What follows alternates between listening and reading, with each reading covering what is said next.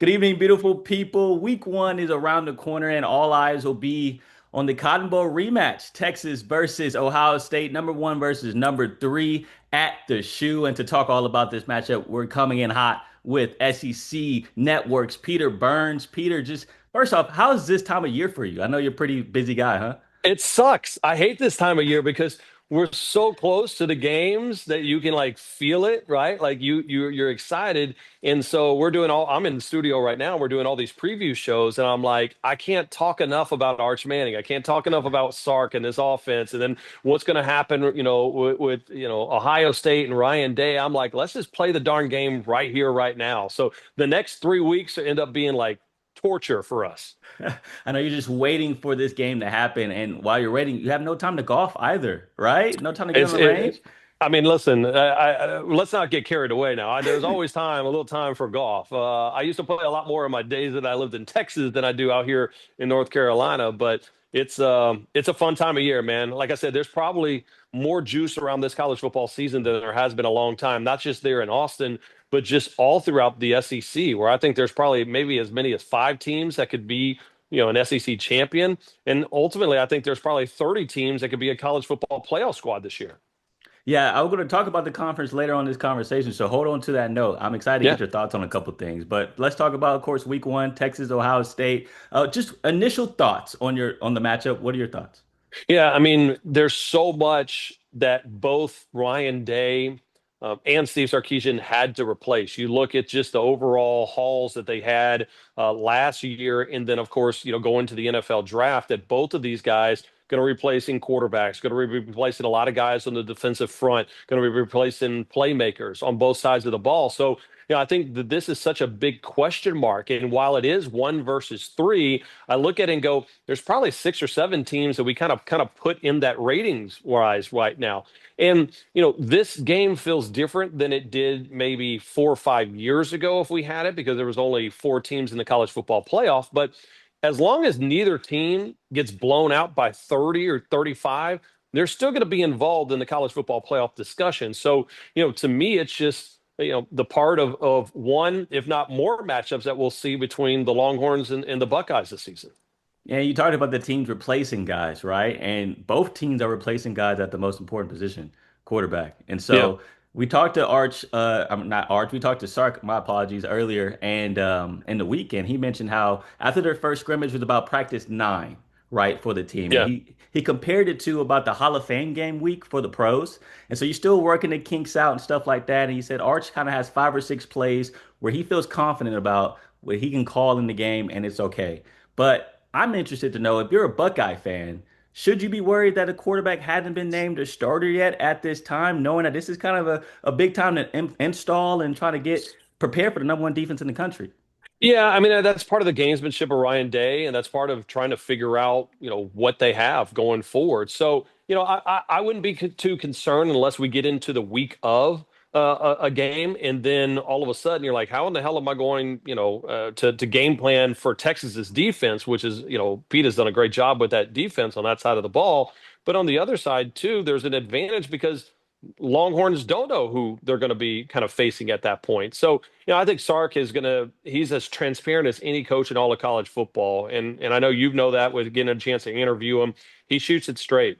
And that's the one thing that I like about this Longhorn team is not only are they young and talented, but they also are very transparent and very honest and up front. Michael Taft has been fantastic. What a great player in the secondary for them. I just think that this is something special brewing around this Longhorn program ever since Sark got over to the 40 acres. Yeah, I totally agree with you. And you mentioned Michael Taft. He was part of the group that held Jeremiah Smith to just one catch, 3 yards in the Cotton Bowl last Nobody year. does that. Nobody does that, Nobody man. did. Nobody does. But it still didn't equate to a win, though, Peter. Yeah. And so Well, I'm interested. Okay. trust What do me, you say? trust me. If you sit there and go, if I gave Sark a million different tries, it'd be like, just don't throw a pitch, a sweep 9 yards backward from the line of scrimmage over on what was second and goal or third and Hmm. goal or whatever. I mean, that play will haunt Steve Sarkisian for the remainder of his life, or at least until he beats Ohio State coming up, and hopefully in the shoe and making them a little quiet in that season opener. Yeah, and that was my question for you. What will it take, right? Could you hold Yeah. Jeremiah to 3 yards, but he still didn't get the dub? So this time around, what would it take for UT to get over the hump and get that win over Ohio State? Yeah, I mean they were right there last year. Now again, it's so much different in a talent. There's so much new talent that has come in. It's a matter of which team has a better way to get those guys involved early. And truthfully, I'd love to say I lean a different way. I don't, and I know that's the worst opinion to ever have as an analyst. But I truly think that it's a coin flip game. But what I do like is the mentality that Arch has shown from day one that he got on campus. It was never about him, that he's want to work this plan to get on campus, redshirt, get bigger, faster, stronger, let the game slow down. And that's something that I covered Peyton in his career, I cover Eli in his career, all the way into their professional careers in the NFL, is that don't be in a rush. Okay. And I think the fact that he came up to media days and go, I haven't done anything yet, guys. Like let's relax a little bit.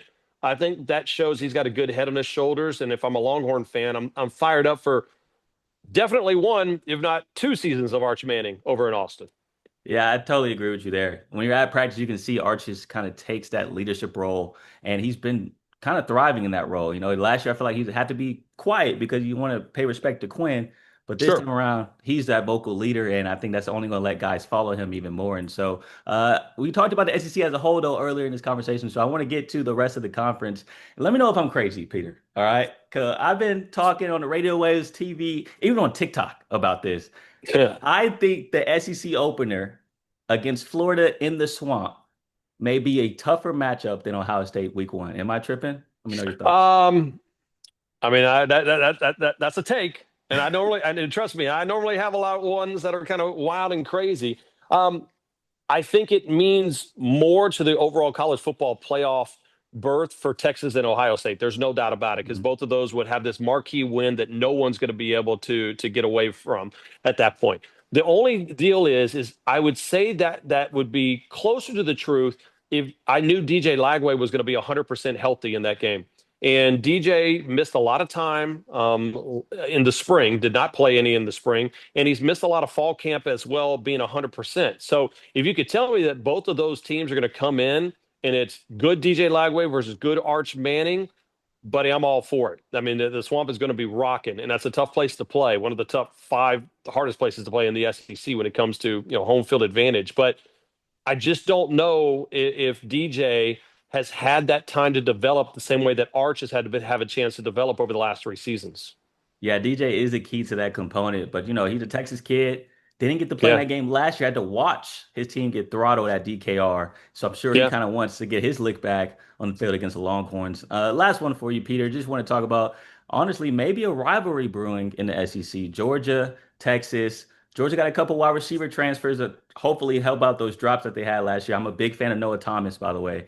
Um, are they the biggest threat to Texas in the SEC? I think Alabama still is right now. I mean, Kalen DeBoer coming in at year two. He's got Ryan Grubb. That was the offensive coordinator that he had so much success with over in Washington. They gel really well together. And so to me, I think top to bottom outside of Texas, the best roster in the country right now probably is the Alabama Crimson Tide.